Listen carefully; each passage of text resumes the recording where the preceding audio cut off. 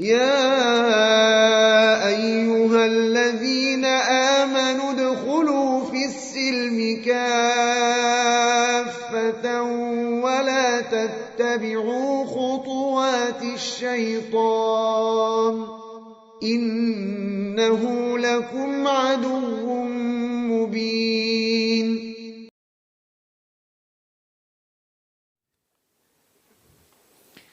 Assalamualaikum.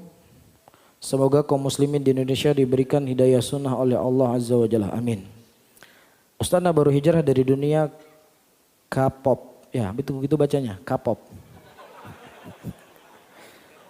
Oh, K-pop. Mohon maaf. Beberapa bulan yang lalu dan masih ada barang K-pop yang waktu itu anak koleksi. Sebaiknya anak apakan ya Ustadz? Jika dijual apakah uang itu jadinya uang haram?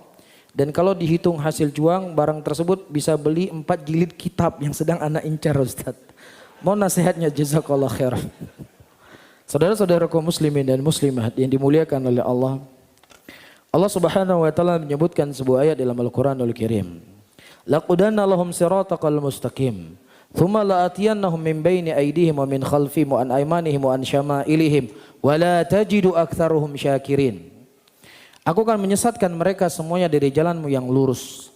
Aku akan mendatangi mereka samping kiri, samping kanan, depan dan belakang, dan engkau tidak akan mendapatkan kebanyakan dari mereka dari orang-orang yang bersyukur kepadamu. Dari langkahnya syaitan menggoda manusia itu dari pintu ketaatan. Dari pintu apa? Ketaatan. Uqtulu Yusufa aw itrahu arda yakhlu lakum wajhu abikum wa takunu min ba'di qauman salihin. Bunuhlah Yusuf atau buang dia ke sebuah tempat. Ya, nanti setelah kita bunuh dia, kita jadi orang yang bertobat. Kita beristighfar kepada Allah. Bisa difahami? Syaitan mendatangi manusia dari pintu ketaatan. Ini contohnya. Ya, jual bisa beli kitab. Beli kitab kan ibadah kan? Sebagai bentuk cinta kepada para ulama. Sebagai bentuk pengagungan kepada jasa-jasa ulama. Jadi uangnya enggak buat jajan, uangnya untuk beli kitab. Nah ini dia sudah. Langkahnya siapa? Langkahnya syaitan. Bisa difahami? Baik. Jadi barang yang haram itu tidak boleh diperjualbelikan. Ya, misalnya gitar. Anda sudah berhenti main gitar, kemudian Anda jual gitar tersebut, orang lain main gitar. Yang tadinya Anda bisa kontrol nggak main gitar, orang lain nggak bisa kontrol. Akhirnya dosanya mengalir kepada Anda. Disinilah yang namanya agama itu butuh pengorbanan. Mubazir Ustadz kan nggak boleh kita mubazir kata Allah. Mubazir itu kan saudaranya syaitan. Mulai kan? Mulai masuk syaitan di situ. Hati-hati ya ayyuhal rahimani wa rahimakumullah. Inilah pengorbanan yang harus kita korbankan untuk Allah. Terkadang kita harus mengorbankan nyawa kita. Bagaimana Talha bin Ubaidillah radhiyallahu taala anhu pada perang Uhud. Dari ujung rambutnya sampai ke ujung kakinya ada 70 tusukan. Di tengah beliau menanggung rasa sakit. Ya, dengan 70 tusukan tersebut tetap beliau menyelamatkan Nabi Muhammad SAW. Bagaimana Rasulullah itu tidak terbunuh atau tidak diganggu oleh orang musyrikin. Tetap beliau mempertahankan nyawa Rasulullah. Ini pengorbanan yang harus dikorbankan oleh seseorang. Nyawa pun harus dia korbankan untuk agama. Dan terkadang para hadirin, seseorang dalam agama ini harus mengorbankan hartanya. Dia harus berangkat haji, dia harus membayar zakat, dia harus menyantuni fakir miskin, anak yatim. Ada harta yang harus kita korbankan. Iya. Dan subhanallah, terkadang di dalam agama ini kita harus mengorbankan hobi kita. Para sahabat Rasulullah SAW ya, sudah menjadi kebiasaan atau hobi mereka yang umum, penduduk kota Mekah pada waktu itu minuman keras. Ini hobi, ini sesuatu yang sangat digemari. Disebutkan dalam kitab Sahih, Anas bin Malik radhiyallahu taala anhu Ketika Allah Subhanahu wa taala menurunkan haramnya khamr pada waktu itu, beliau sedang membagi apa? Minuman keras, sedang menuangkan dalam gelas. Gak ada kemudian mengatakan mubazir udah beli ini kasihan. Ya sekali lagi lah besok sudah kita tinggalkan. Gak ada. Di detik itu dihancurkan semua kendi-kendi dan gelas-gelas minuman keras. Sampai-sampai pasar kota Madinah banjir dari minuman keras. Ini namanya orang-orang yang berkorban untuk agama. Apapun siap mereka pertaruhkan untuk agama Allah Subhanahu wa taala. Iya, ketika orang-orang muhajirin atau orang-orang Ansar berperang bersama Rasul, mereka berhasil merebut kota Mekah dan sangat banyak sekali harta rampasan perang pada waktu itu. Dan ternyata harta rampasan perang tersebut dibagi oleh Nabi kepada orang-orang yang baru masuk Islam. Kemudian para sahabat yang telah berjuang bersama Rasul dari nol, mereka cuma bertanya, ya Rasulullah, tidakkah ada bagian untuk kami ya Rasulullah dari harta rampasan perang tersebut ya Rasulullah? Mereka orang yang fakir, mereka orang yang membutuhkan harta, mereka bukan orang yang kaya. Ketika Rasulullah SAW mengatakan, maukah kau tunjukkan kepada kalian lebih baik dari itu semuanya? Yaitu kebersamaan aku bersama kalian, kita sama-sama kembali ke kota Madinah. Karena waktu itu ada isu setelah berhasil direbut kota Mekah, Rasul tidak kembali ke kota Madinah. Tetapi ketika mereka mendengar ucapan Nabi, mereka nggak mengatakan, ya betul Rasulullah, ya ke Madinah kita balik, tapi ya jatah mintalah sedikit. Nggak ada. Ketika Rasulullah memutuskan tidak ada apapun yang mereka diberikan dari harta rampasan, mereka siap. Ya karena Rasulullah lebih mereka harapkan dibandingkan apa? Harta dalam keadaan mereka tuh fakir. Itu pengorbanan yang harus kita korbankan dalam agama. Makanya Syekh Muhammad bin Shalih Al-Utsaimin rahimahullah, beliau berpendapat orang yang menyembelih kambing, sapi, dia beli sapi limosin 30 juta dia raya kurban, kemudian dia lupa baca bismillah. Kata Syekh Ibnu Utsaimin itu bangkai. Tidak boleh dimakan. Walaupun sapinya 30 juta, walaupun 100 juta. Bangkai nggak boleh dimakan. Tapi ini kan mubazir, itu takdir yang Allah Subhanahu wa taala takdirkan. Yang kita harus menerima. Karena tidak boleh memakan hewan yang tidak disebut nama Allah di situ. Bisa difahami ya? Jadi ini pengorbanan yang harus kita korbankan. Man taraka lillahi syai'an awwadallahu khairan minhu. Barang siapa yang seseorang meninggalkan sesuatu karena Allah, maka pasti Allah akan mengganti yang lebih baik.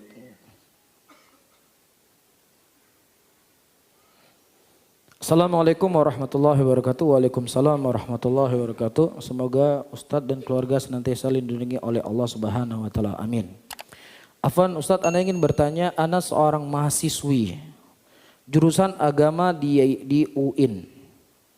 UIN betul. Dan di jurusan Anda kebanyakan dosennya berpikiran liberal. Begitu pula mata kuliahnya ada mata kuliah filsafat. Anda sudah mencoba pindah jurusan tapi qadarullah belum rezeki. Anda ingin mencoba lagi tapi dilarang oleh orang tua dan disuruh menyelesaikan pendidikan di jurusan Anda yang sekarang. Pertanyaan Anda, bagaimana hukum mengambil ilmu agama dari seorang yang tidak jelas manhaj dan akidahnya? Sudah jelas akidahnya, filsafat. Jelas nggak akidahnya? Jelas nggak? Jelas. Akidahnya filsafat, manhajnya orang falsafat. Ya, falasifah ya. Bukan falsafat ya. Karena anak pernah membaca sebuah ucapan dari Muhammad bin Sirin, beliau berkata, sesungguhnya ilmu itu adalah agama, maka perhatikanlah dari siapakah kalian mengambil ilmu agama kalian. Mohon penjelasannya Ustaz. Alhamdulillah kita sudah dapat penjelasan di sini. Apa yang harus saya jelaskan lagi setelah ada ucapannya Ibnu Sirin? Perlu saya jelaskan lagi? Hah? Perlu nggak saya jelaskan lagi? Beliau mengatakan ada ucapan Ibnu Sirin, al ilmu ad-din fanduru amman ta'khadhu dinakum. Ilmu itu adalah agama, maka lihatlah kepada siapa kamu mengambil ilmu agama. Apakah ada lebih jelas daripada penjelasan ini? Nggak ada kan? Justru nanti kalau saya jawab jadi rusak ucapan Ibnu Sirin. Bisa difahami? Dan juga sebagai bentuk tambahan saja. Allah Subhanahu wa taala mengatakan dalam ayatnya, idza ra'aital ladzina yakhuduna fi ayatina fa'arid anhum. Apabila engkau melihat orang-orang memperolok-olok ayat-ayat Allah, maka hendaknya engkau berpaling dari mereka. Bukan kita duduk sama mereka, disuruh berpaling oleh Allah Subhanahu wa taala. Syekh Muhammad bin Shalih Al-Utsaimin terkadang menggunakan ayat ini hanya sekedar bentuk dosa dan maksiat, ada musik misalnya atau yang semisalnya. Beliau menggunakan ayat ini. Apalagi yang lebih parah daripada itu, syubhat, ya, pemikiran liberal dan lain sebagainya. Bisa difahami ya? Dan juga disebutkan oleh Abdullah bin Abbas radhiyallahu taala anhu, la tujalisu ashabal ahwa. Jangan kamu duduk-duduk dengan ahlul ahwa, karena dengan kamu duduk-duduk dengan ahlul ahwa itu akan membuat kamu itu berpenyakit. Kata siapa? Abdullah bin Abbas. Imran bin Hitan yang saya sebutkan tadi namanya, ketika dia berkata ya darbatu min taqi ma arada biha illa liyuballigha min dzil arsyir ridwana. Yang saya nukilkan tadi, dia asalnya adalah seorang ulama ahlul hadis di zamannya. Tetapi karena dia menikah dengan seorang wanita kharijiyah, akhirnya dia memuji orang yang membunuh Ali bin Abi Thalib radhiyallahu taala anhu. Dan kita tidak sehebat beliau. Kita tidak sedalam ilmu kita dibandingkan beliau. Bisa difahami? Maka tentunya agama yang kita miliki, akidah yang kita miliki, manhaj yang kita miliki, yang diberikan oleh Allah itu lebih harus kita jaga dibandingkan yang lainnya. Karena kita harus sadar, apapun tugas kita hari ini, ada di antara antum mahasiswa, ada di antara antum mahasiswi, ada di antara antum pengusaha, ada di antara antum PNS, ada di antara antum polisi. Itu bukan tugas pokok kita yang antum harus ketahui. Tapi tugas pokok kita adalah menghambakan diri kita kepada Allah. Itu tugas pokok kita. Wa ma khalaqtul jinna wal insa illa liya'budun. Dan tidaklah kuciptakan jin dan manusia kecuali untuk beribadah kepadaku. Siapa yang seseorang mengedepankan tugas pokoknya sebagai hamba Allah, maka tugas-tugas yang lainnya akan Allah Subhanahu wa taala selesaikan. Iya, dan telah disebutkan contoh di dalam Al-Qur'an. Contoh yang sangat banyak. Di antara contohnya Ibrahim alaihissalam.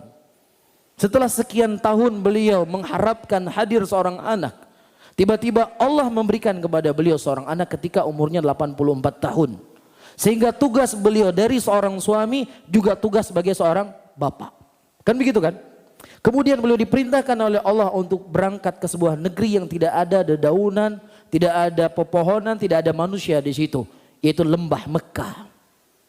Kemudian tiba-tiba Allah Subhanahu wa taala memerintahkan beliau untuk meninggalkan istri dan anaknya.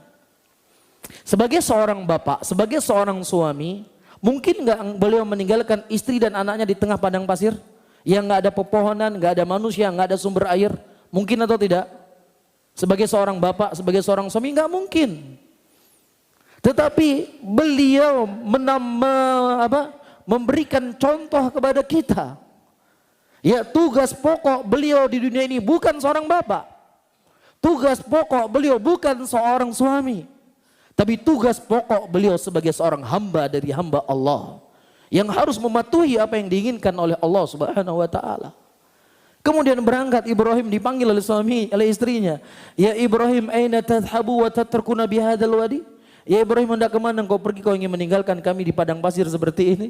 Sebagai seorang ayah, Ibrahim itu sangat sedih, sangat sakit hati beliau. Bukan sakit, maksudnya tidak rela. Makanya beliau nggak menoleh ke istrinya. Dia nggak lihat anaknya, takut kalau dia lihat nanti apa? Tugas pokok beliau sebagai hamba Allah, beliau kesampingkan, beliau jadi bukan menjalankan yang bukan tugas pokok sebagai seorang ayah dan seorang suami. Dipanggil oleh istrinya berkali-kali, kemudian selanjutnya istrinya berkata, ya Ibrahim, hal amarakallah bihadza? Ya Ibrahim, apakah Allah yang memerintahkan engkau melakukan ini? Ibrahim mengatakan, iya, Allah yang memerintahkan saya. Apa kata Hajar? Idzan la yudhi'un Allah. Oleh karena itu Allah nggak pernah menyanyiakan saya. Kemudian setelah jauh, Ibrahim tidak lagi melihat istri dan anaknya, beliau berdoa kepada Allah, ya Allah, aku titipkan istri dan anakku ya Allah, ya, di sebuah negeri, sebuah tempat yang tidak ada pedaunan, tidak ada sumber kehidupan. Antum melihat ketika seseorang menjalankan tugas pokok dia sebagai hamba Allah, justru Allah memudahkan urusan dia yang lainnya. Tugas pokoknya, tugas yang kedua Ibrahim sebagai seorang suami dan sebagai seorang istri, Allah yang menjaganya. Keluar air. Dari kaki siapa? Kaki Ismail. Hidup Ismail sampai tumbuh besar. Mekah itu menjadi kota sampai seperti hari ini kita lihat. Ya, jadi nggak perlu khawatir. Ya, tidaklah kekhawatiran kita karena iman kita masih sangat rendah. Tidaklah itu kita takutkan dikarenakan ketauhidan kita yang masih sangat menipis. Bisa difahami oleh ikhwah? Begitu juga selanjutnya. Ketika Ibrahim Ismail anaknya sudah besar, disuruh sembelih lagi. Tugas seorang ayah mungkin gak menyembelih anaknya? Gak mungkin seorang ayah menyembelih anaknya. Tapi lagi-lagi Ibrahim membuktikan tugas saya adalah sebagai hamba Allah. Bukan sebagai seorang bapak tugas saya. Ketika Ibrahim menjalankan tugas pokoknya sebagai hamba Allah, disitulah Allah memberikan pertolongan. Bisa difahami? Jadi kalau kita menjalankan tugas kita sebagai mahasiswa, sebagai mahasiswi yang itu bertentangan dengan tugas pokok kita sebagai hamba Allah, maka urusan kita dunia ini tercerai-berai. Dan urusan akhirat itu akan lebih lagi tercerai-berai. Namun kata Rasulullah, walakinnakum tasta'jilun. Tapi terkadang sebagian manusia itu terburu-buru ketika mendapatkan ujian, pengennya langsung selesai. Bisa difahami ya? Baik.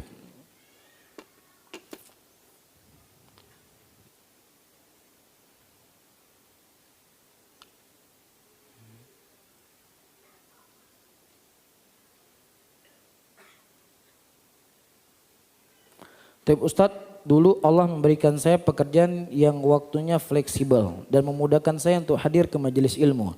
Lalu suatu ketika jabatan saya naik dan membuat saya sibuk sehingga membuat saya kesulitan untuk hadir lagi di majelis ilmu.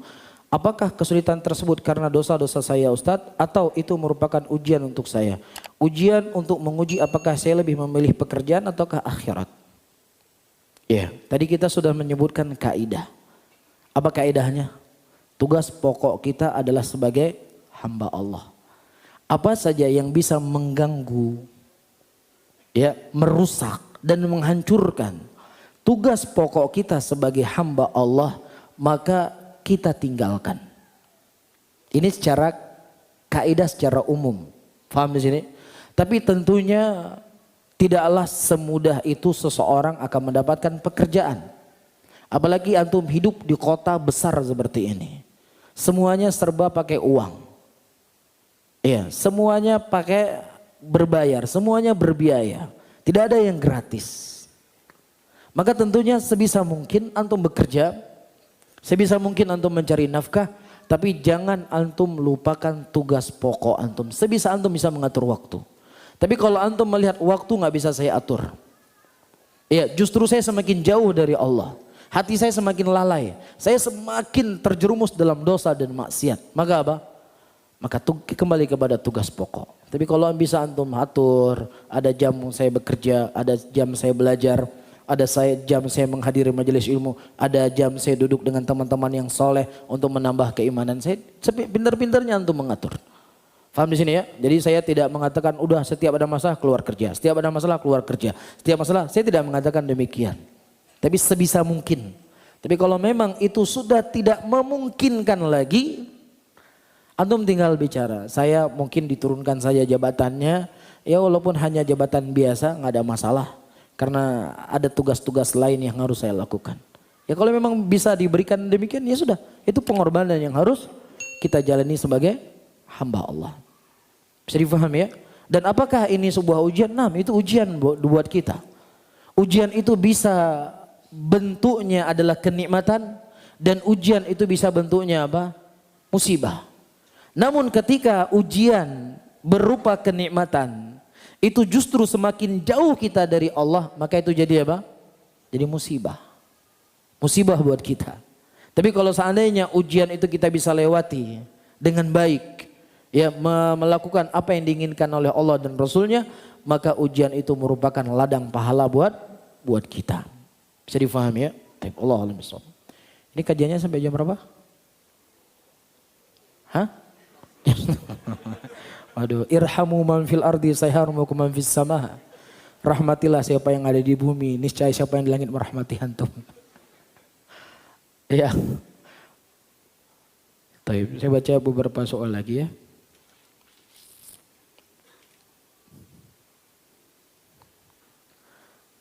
Apakah buku pertama yang Ustadz rekomendasikan untuk orang yang baru hijrah atau baru belajar mengenai agama Islam? Al-Quran. Al-Quran merupakan syifa. Al-Quran merupakan petunjuk. Banyak baca Quran. Ya, kemudian baca terjemahan Al-Quran. Ini merupakan kitab yang paling hebat. Gak ada kitab sehebat Al-Quran. Ya, antum mulai baca surat Yusuf, kisah Nabi Yusuf, baca terjemahan Juz Amma. Ini kitab yang luar biasa. Ya, disebutkan dalam sebuah hadis di Sahih Muslim. Ya, ucapan jin.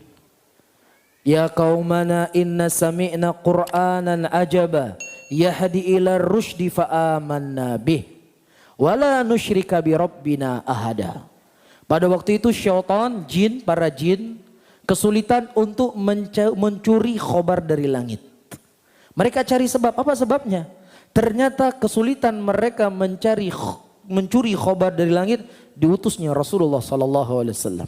Pada waktu itu Rasulullah sedang membaca surat jin dalam sholat subuh beliau. Apa isi surat jin? Ya qaumana inna sami'na Qur'anan ajaba yahdi ila rusydi fa amanna bih wala nusyrika bi rabbina ahada. Ya wahai kaum kami, sesungguhnya aku baru mendengarkan Al-Quran yang itu merupakan petunjuk untuk kita agar kita tidak berbuat kesyirikan kepada Allah. Itu yang didengar oleh jin, dia sampaikan kepada bangsanya. Bisa difahami? Ini menunjukkan Al-Quran itu apa? Petunjuk untuk kita. Jelas? Ini yang pertama dibaca. Yang kedua apa antum baca? Antum baca kitab-kitab hadis. Punya kitab Sahih Bukhari, punya kitab Sahih Muslim di rumah. Buku-buku walaupun terjemahan antum baca. Yang tidak paham jangan difahami sendiri. Coba tanya sama guru. Paham? Baca kitab Thaharah, 1 hadis, 2 hadis setiap harinya. Ini merupakan kitab yang sangat bermanfaat. Syekh Al-Allamah Abdul Muhsin Al-Abbad, beliau sudah puluhan tahun mengajar di Masjid Nabawi. Apa yang beliau ajarkan? Kutubus Sittah. Sahih Bukhari, Sahih Muslim, Sunan Abu Daud, Sunan Tirmidzi, Sunan Ibnu Majah, Sunan Nasai. Itu sudah berapa kali tamat? Sahih Muslim sudah sekian kali tamat, Sahih Bukhari sudah sekian kali tamat. Dari semenjak beliau mengajar di Masjid Nabawi sampai detik ini, kalau antum hadir di Masjid Nabawi, beliau sedang membaca Sahih Muslim. Karena ini zubdah ilmu yang sangat luar biasa. Hadis-hadis keseharian Nabi, bagaimana Rasul begini, bagaimana Nabi begini, ini luar biasa. Kitab yang sangat bermanfaat. Bisa difahami ya? Dan thariqah ini diikuti oleh guru-guru kami di Yaman. Syekhuna Syekh Muqbil rahimahullah, beliau dulu berguru dengan Syekh Abdul Muhsin Al-Abbad. Jadi di ma'had kita dulu yang diajarkan Sahih Bukhari, Sahih Muslim. Bil mujarad qiraah, hanya sekedar baca saja itu sudah cukup bermanfaat buat kita dari ucapan Nabi kita Muhammad sallallahu alaihi wasallam. Bisa difahami ya? Kemudian antum sembari membaca kitab Ushulus Salatah, Qailul Arba, Ushulus Sittah, membaca kitab Tauhid, iya, belajar bahasa Arab. Bahasa Arab itu merupakan kunci dari ilmu.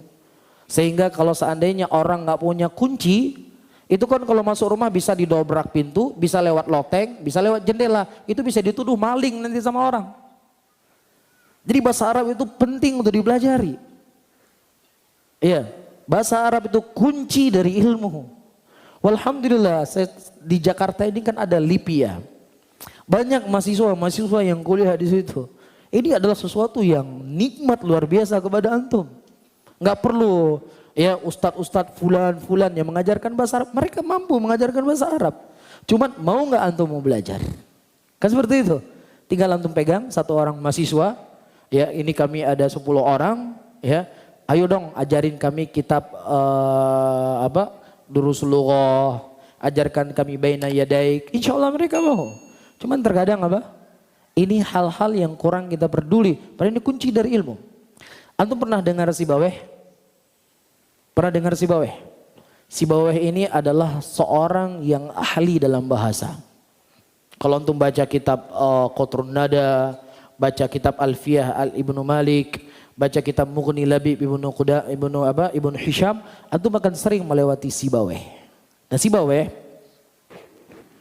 suatu hari beliau hadir di majelisnya Hamad bin Salamah. Hamad bin Salamah seorang ulama ahlul hadis. Pada waktu itu Hamad bin Salamah membaca sebuah hadis, Laisa Abadarda. Nah Laisa ini kan akhwatu kana. Yurfa'ul ism wa yusbul khabar. Dia merafakan isim dan menasabkan khabar. Seharusnya dibaca laisa Abu Darda. Tapi dibaca oleh Hamad bin Salamah laisa Aba Darda. Kemudian kata Sibawayh, ya Hamad, kamu salah dalam membaca. Yang betul itu laisa Abu Darda, bukan Aba Darda. Karena laisa ini saudaranya Kana. Tahu antum saudaranya Kana? Tahu saudara Kana? Nah, itulah perlu belajar bahasa Arab. Ya, perlu belajar bahasa Arab. Ya. Kemudian kata Hamad bin Salamah, kamu telah salah wahai Sibawayh. Laisa di sini adalah bimana illa. Apabila setelah kalimat ila mujantaman sebelum ila, maka wajib dinasab. Wajib dinasab, bacanya Aba Darda, bukan Abu Darda. Akhirnya semenjak itu Sibawayh meninggalkan majelis Hamad bin Salamah, dia belajar bahasa Arab. Sampai-sampai dia berkata, aku ingin belajar bahasa Arab, jangan sampai ada orang yang menyalahkan saya dalam berbahasa Arab. Makanya Sibawayh nggak ada riwayat dalam hadis. Padahal beliau hidup di zaman ulama alul hadis. Nggak ada hadisnya beliau. Paham ya? Dan yang ajibnya, ayyuhal ikhwah rahimani wa rahimakumullah, Sibawayh juga meninggal karena bahasa. Ya, terjadi perdebatan waktu itu antara Basriyun dengan Kufiyun. Sibawayh ikut pendapat Basriyun. Akhirnya menjadi hakim itu seorang Badui yang ada di pedalaman, yang bahasa mereka belum terkotori dengan bahasa-bahasa lain. Tetapi orang Kufiyun sudah mengirim orang dahulu, membayar orang-orang Badui, nanti kalau terjadi perselisihan kamu jawab ini ya, jangan jawab ini. Padahal yang betul ucapan Sibawayh. Akhirnya diadililah di depan orang Badui tadi, karena sudah dibayar, Badui mengambil pendapatnya siapa? Kufiyun. Sementara Sibawayh mengambil pendapat Basriyun. Karena dia disalahkan, itu sebab dia meninggal. Karena bahasa saya disalahkan. Tadi dia mengatakan apa? Tidak ada satupun orang yang bisa mengalahkan saya dalam bahasa saya. Mafhum ya? Dan ini disebutkan oleh Ibnu Hisham dalam kitab Mughni, adapun kesahihannya wallahu a'lam bishawab, cuma dinukilkan. Apa faedah yang bisa kita petik? Faedah yang bisa kita petik ayyuhal ikhwah rahimani wa rahimakumullah, bahasa Arab ini adalah sesuatu yang sangat penting untuk dipelajari. Jangan sampai datang Syekh Abdul Razak nanti ke Istiqlal, datang Syekh Sulaiman Rohaili, ya, atau masyayikh yang lainnya yang tahu assalamualaikum waalaikumsalam, naam barakallahu fikum, itu toh. Tiap tahun itu yang difahami saja, nggak ada nambah-nambah mufradat. Assalamualaikum waalaikumsalam. Ah, ini sudah habis nih, sudah waalaikumsalam. Ya, setidaknya setiap tahun datang Syekh ada mufradat bertambah. Oh, masya Allah, Syekh ngomong gini. Ya enggak? Antum tinggal di ibu kota negara, semuanya itu mudah. Maksiat di sini mudah, kebaikan juga mudah. Jadi semangat belajar bahasa Arab. Ketika antum sudah semangat belajar bahasa Arab, ya insya Allah ilmu itu akan lebih kita cintai. Pegang kitab, masya Allah. Oh ya, ini bacanya dhammah karena ini. Oh, ini bacanya kasroh karena ada huruf min. Jadi semangat kita baca kitab. Belajar kitab tuh jadi semangat. Tapi kalau orang yang nggak belajar bahasa Arab, belajar kitab tuh 2 hari hilang sudah. Apa ini dhammah, kasroh, apalah ini maksudnya. Sehingga dia tidak betah belajar kitab. Bisa difahami ya? Wallahu a'lam bishawab, saya mohon maaf karena soalnya sangat banyak. Ya, mungkin alhamdulillah tidaklah saya hadir di sini ayyuhal ikhwah rahimani wa rahimakumullah. Ibarat ya antum dihidangkan makanan yang sangat lezat, terkadang pasti rindu dengan namanya apa? Ikan asin. Rindu kan? Antum makan sate, makan steak lah namanya, makan makanan lezat. Ya, kadang-kadang rindu dengan nasi panas pakai ikan asin. Nah, begitulah.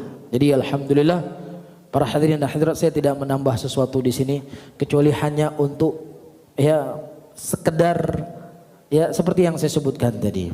Ya, ada seorang kadang rindu dengan ikan asin atau yang semisalnya, insyaallah ustadz-ustadz yang lain yang akan menjawab soal yang telah ditanya oleh para hadirin dan hadirat semuanya. Dan ini terakhir saya baca, kemudian saya tutup pengajian kita di malam hari ini. Nama dibaca namanya, masa dibaca ya? Nama, alamat, ini juga yang baca.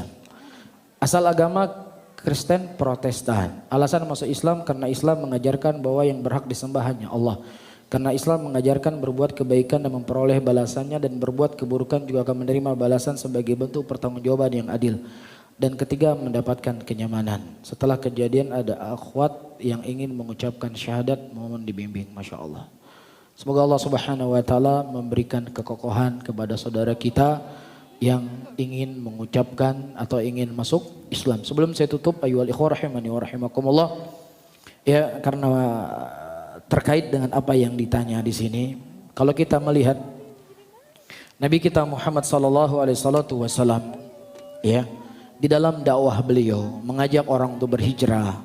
Apakah hijrah dari alam maksiat kepada alam ketaatan? Apakah dari alam bukan Islam kepada alam Islam? Rasulullah tidak hanya mengajarkan kepada kita untuk bersabar di dalam menjalani kehidupan, bersabar ketika mendapatkan ujian dan cobaan, tapi Rasulullah juga memberikan solusi dalam permasalahan apa? Ekonominya mereka. Bisa difahami? Di antara dalil yang menunjukkan bahwasanya Islam juga memberikan solusi dalam masalah ekonomi, yaitu ada zakat yang diberikan kepada orang-orang yang ingin diambil hatinya. Walaupun terkadang dia orang kaya, walaupun terkadang dia orang yang mampu, ya, itu zakat boleh diberikan kepada mereka untuk diambil hati. Jadi hati itu bukan hanya ayat Al-Quran, hati itu bukan hanya disentuh dengan sunnah, hati itu bukan hanya disentuh dengan ilmu, tapi hati juga disentuh dengan apa? Harta. Satu hal. Hal yang kedua, Rasulullah SAW ketika beliau hijrah, ya, dari Mekah menuju Madinah, beliau mempersaudarakan sahabat-sahabatnya. Ya, di antara yang dipersaudarakan oleh Rasulullah, Abdurrahman bin Auf dengan seorang sahabat dari kalangan Ansar. Ketika Abdurrahman bin Auf dia hijrah ke kota Madinah, tidak ada apapun, tidak ada uang, tidak ada rumah, tidak ada apapun. Nabi SAW tidak hanya ayo hijrah ke Madinah. Enggak, bukan itu saja yang diberikan oleh Nabi. Rasulullah memberikan solusi. Kamu ngurusin sahabat kamu yang ini. Akhirnya sahabat dari Muhajirin, ya sahabat dari Ansar maksud saya, menawarkan kepada sahabat dari Muhajirin, ya Abdurrahman bin Auf, saya punya 2 petak tanah. Silakan engkau berikan, silakan engkau ambil mana di antara engkau mau dari 2 petak tanah dan aku berikan kepadamu. Yang kedua, saya memiliki 2 orang istri. Silakan engkau pilih mana di antara 2 istriku yang kau mau. Kalau seandainya engkau suka satu di antara keduanya, aku ceraikan, selesai masa iddah, silakan engkau nikah dengannya. Apa faedah yang bisa kita kepetik? Jadi bukan hanya hatinya diajak hijrah, kemudian perutnya tidak diurus. Bisa difahami ya ikhwan? Jadi hati kita garap, perutnya juga harus digarap. Bisa difahami? Jadi orang-orang punya kelapangan rezeki, orang-orang yang punya bisnis, orang-orang yang ahli di dalam berbisnis, tolonglah saudara-saudara kita yang baru berhijrah. Apalagi yang baru masuk Islam. Perhatian kita harus lebih kepada mereka. Rasulullah SAW ketika sahabat dari Tufail bin Amr membawa 80 kepala keluarga dari Daus untuk masuk Islam ke kota Madinah pada waktu itu, setelah mereka mengumumkan keislaman, ya Tufail Rasulullah memberikan harta rampasan perang yang sangat banyak kepada mereka. Orang yang baru masuk Islam. Rasulullah mengambil hati mereka dengan harta. Nah ini jadi PR kita bersama. Jangan kita Masya Allah banyak teman-teman yang hijrah, banyak orang sudah masuk Islam, tapi tidak ada solusi yang kita berikan dalam masalah dunia mereka. Sabar akhi, itulah pengorbanan. Iya betul, harus sabar. Tapi Rasulullah juga memberikan solusi di sini. Bisa difahami ya? Jadi ada orang-orang yang berpikir ke arah sana. Ya, jangan sampai saudara-saudara kita sudah hijrah meninggalkan hal yang diharamkan oleh Allah, kemudian dicampakkan begitu saja, nggak ada yang peduli. Bukan begini metode Nabi kita berdakwah. Jadi harus saling bekerja sama. Ustadz menyampaikan ilmu, menyentuh hatinya, orang-orang punya kelapangan rezeki, ya urus garap saudara-saudara kita yang dia butuh mendapatkan pekerjaan, butuh bimbingan, apa yang harus dia mulai dalam pekerjaannya. Bisa difahami ya? Nah, wallahu taala alam. Besok mungkin ini yang bisa saya sampaikan, mudah-mudahan bermanfaat bagi saya sendiri dan juga buat hadirin dan hadirat semuanya. Dan saya mohon maaf kalau ada sesuatu kalimat yang tidak pantas untuk saya ucapkan, ya karena beda bahasa ya. Pasti kita orang Aceh, ujung Sumatera kadang-kadang bahasanya itu beda dengan bahasa antum di sini. Jadi saya mohon maaf ya, dan saya akhiri Allahumma salli ala Muhammadin wa ala alihi wa ashabihi wa man tabi'ahum bi ihsanin ila yaumiddin. Wassalamualaikum warahmatullahi wabarakatuh.